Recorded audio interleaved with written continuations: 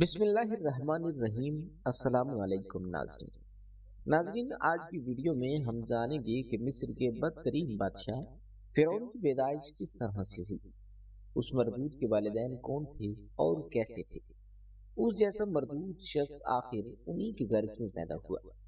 آج کی اس ویڈیو میں ہم اپنے ناظرین کو فرعون کی زندگی سے جڑے چند تلخ حقائق بتائیں گے۔ ناظرین، در حقیقت فرعون کا اصل نام توتن خامن تھا، مگر اسے فرعون کیوں کہا جاتا تھا؟ اس کی تفصیل کچھ یوں ہے کہ مصر پر تقریباً 30 سے زائد خاندانوں نے مستقل حکومت کی ہے۔ سینکڑوں کی تعداد میں فرعونوں نے وہاں پر حکمرانی کی تھی۔ فرعون اصل میں ان کا نام نہیں بلکہ قدیم مصری بادشاہوں کا لقب ہوا کرتا تھا۔ مصر میں دیگر فرعونوں کی نسبت توتن خامن کو ایک جادوئی کردار بنا کر جاہ و جلال، بلند مرتبہ اور ہیبت و دبدبے کا حامل بادشاہ ظاہر کیا جاتا تھا۔ قدیم تاریخی مصری تذکروں میں بھی فرعون کو جاہ و جلال والا بادشاہ بیان کیا گیا ہے، مگر جب نومبر 1922 میں اس کا مقبرہ ملا تو ساری دنیا دیکھتی رہ گئی۔ اس نے ساری دنیا کو اپنے شہر میں بری طرح سے جکڑ لیا۔ اس کی وجہ یہ تھی کہ فرعون کا مقبرہ اس صدی کی سب سے بڑی اور نایاب دریافت تھی۔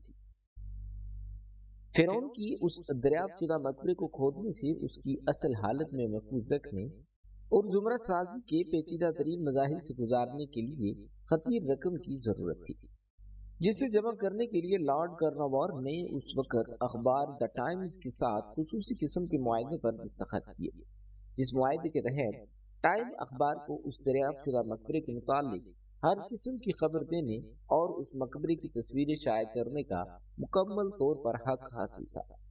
فرعون کے اس چھوٹے رقبے پر مشتمل مقبرے میں 5000 سے بھی زائد مختلف قسم کی اشیاء موجود تھیں، جن میں سونے کے مجسموں اور زیورات سے لدے ہوئے ڈبوں اور کشتیوں کے علاوہ عام زندگی میں استعمال ہونے والی بھی بہت سی اشیاء شامل تھیں، جیسے کہ روٹی اور گوشت کے ٹکڑے، مختلف قسم کی دالیں اور کھجوریں وغیرہ۔ حیران کر دینے والی بات یہ تھی کہ اس میں پھولوں کے ہاتھ تک موجود تھے۔ فرعون کے مجسموں، جسے عرف عام میں ممی کہا جاتا تھا، پر جدید قسم کے کیمروں اور طاقتور قسم کے کمپیوٹروں سے ماہرین نے ریسرچ کی تو انہیں ایسے پریشان اور حیران کن شواہد ملے جو ساری دنیا کے لیے ناقابل یقین ٹھہرے۔ ناظرین کرام، جب مختلف حقائق سے پردہ اٹھایا گیا تو معلوم پڑا کہ فرعون یعنی توتن خامن کی جسمانی ساخت زنانہ ساخت سے ملتی جلتی تھی۔ اس کا بایاں پیر ذرا ٹیڑھا پایا گیا اور جسم بیماری اور کمزوری کے باعث چھڑی کے سہارے چلنے والا پایا گیا۔ فرعون کے والد توتن خامن اور فرعون کی ماں کا DNA ٹیسٹ کروایا گیا، جس کے نتائج پر تجزیے سے یہ حقیقت ظاہر ہوئی کہ فرعون کی ماں اور باپ دونوں آپس میں سگے بہن بھائی تھے، مگر چونکہ ان دونوں بہن بھائی کے درمیان ناجائز اور شرمناک تعلق قائم تھا، لہٰذا اسی باعث ان کے گھر فرعون کی پیدائش ہوئی۔ اس بات کا مطلب صاف ظاہر ہے کہ فرعون کے ماں باپ آپس میں میاں بیوی نہیں بلکہ بہن بھائی تھے۔ قدیم مصری تاریخ سے یہ بات ظاہر ہوتی ہے کہ مصر میں بھائی اپنی بہنوں سے شادی کر لیا کرتے تھے۔ اس کی واضح مثال دنیا کی سب سے زیادہ شہرت یافتہ اور دنیا کی پہلی سلیبریٹی ملکہ کلیوپیٹرا ہے، جس نے تخت کو حاصل کرنے کے لیے اپنے بھائیوں سے شادی کر لی تھی، جبکہ ایک اور قدیم ملکہ کے بارے میں یہ بات مشہور ہے کہ اسے اس کے باپ، بھائی اور نانا نے تخت کی لالچ میں اپنی ہوس کا نشانہ بنایا تھا۔ ناظرین، ماہرین نے آثار قدیمہ جنہوں نے فرعون کے مجسمے پر ریسرچ کی تھی، ان کا کہنا ہے کہ فرعون کے جسم میں کمزوریوں اور خامیوں کی سب سے بڑی وجہ یہی تھی کہ اس کے ماں باپ آپس میں بہن بھائی تھے، لہٰذا اس کی بیماری جینیٹک بیماری کہلائی۔ فرعون تقریباً 3500 سال پہلے قدیم کا مصری بادشاہ تھا، جبکہ ماہرین آثار قدیمہ نے ابو سر میں تقریباً 4000 سال پرانی قبروں کو دریافت کیا۔ یونی ماہرین کا خیال ہے کہ ان تمام مقبروں میں سے ایک مقبرہ فرعون کی رانی خنت کاؤ سوم کا ہے۔ ماہرین کے مطابق یہ قبر فرعون کے شاہی خاندان کی ایک ایسی گمناک رانی کی ہے جو کہ اس مقبرے کی دریافت سے پہلے ہی تاریخی اوراق میں گمنام اور معلوم تھی۔ حکام مصر کا کہنا ہے کہ رانی کا مقبرہ مصر کے دائر حکومت قاہرہ کے جنوب مغرب میں 32 کلومیٹر کے فاصلے پر واقع مصر کے ایک قدیم علاقے ابو سر کے سب سے بڑے قبرستان سے دریافت ہوئی۔ उस रानी का सिलसिला नसब फिरौन की पांचवी नस्ल और खानदान से जा मिलता है। रियासत अबूसर में मौजूद कब्रिस्तान कदीम मिस्र का सबसे बड़ा और पुराना शाही कब्रिस्तान है। यहाँ कदीम मिस्री फिरौन नफर फिरी का मकबरा भी मौजूद है, जिसने तकरीबन 4500 साल पहले मिस्र पर पूरे जाहो जलाल के साथ बादशाहत कायम कर रखी थी। ये दरियाफ्त शुदा मकबरा फिरौन नफर फिरी मकबरे के अहाते में दरियाफ्त हुआ, जिसके बारे में ये राय दी जाती है कि हो सकता है कि यह मकबरा फिरौन की बीवी का हो, जिसे रेनरोफ कहा जाता है।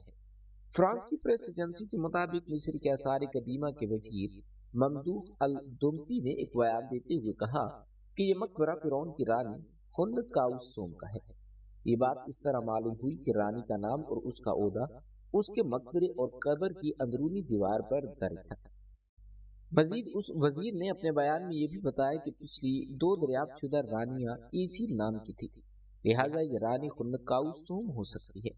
ये राय दी जाती है कि उस रानी का नाम उस मकबरे को तामीर करने वाले हुनरमंद अफराद ने दीवार पर लिखा था।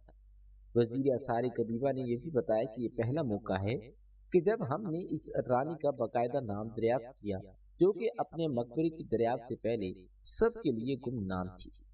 उस मकबरे की दरियाफ्त से हमने पांचवी नस्ल के फिरौनों के शाही खानदानों से मुतालिक और उनके पोशीदा पहलुओं से मुतालिक आगाही हासिल की। मिस्री आसार कदीमा की वजारत से ताल्लुक रखने वाले एक आला वजीर का भी कहना था कि यह मकबरा 2300 से 2994 कबल मसीह में फिरौन की पांचवी नस्ल के घरानों के दौर के दरमियान की जाहिर होती है। मजीद बताया गया कि मकबरे की तलाश कई सालों से जारी थी और ये की तमाम दरियाफ्तों में सबसे अहम तरीन दरियाफ्त थी, जो फिर भी इस बात की तस्दीक करती है कि अबू सर का कब्रिस्तान मिस्र के कदीम दौर और अहम तारीखी अदवार को जानने के लिए कसीर तादाद में नायाब जराहे और मुनफरिद मालूमात फराहम कर देता है। मिस्र में आसार कदीमा की माहिरीन की टीम 1974 रियासत अबूसर में दरियाफ्तों के हवाले से काम कर रही है। इसीलिए ये कब्रिस्तान भी कदीम तरीन फिरौनों का मस्कन तस्वुर किया जाता है। उस मकबरे की दरियाफ्त के साथ ही माहिरीन की टीम को गिने हुए 30 बर्तन मिले, जिनमें से 24 चूने के पत्थर के और 6 तांबे के बने बर्तन थे। उन बर्तनों के अलावा भी माहिरीन सारी कदीमा को बहुत सी नादर और नायाब अशिया उसी कब्रिस्तान से हासिल है। नाज़रीन, उम्मीद करते हैं कि आपको हमारी ये मालूमाती वीडियो जरूर पसंद आई होगी। इसी तरह की मज़ीद तारीखी, तहकीकी और मालूमाती वीडियोज़ को हासिल करने के लिए हमारे चैनल को सब्सक्राइब करें, ताकि हम अपने अदना इल्म के मुताबिक दी गई मालूमात को आप तक पहुँचा सकें। अल्लाह ताला आपका हामी और नासिर हो।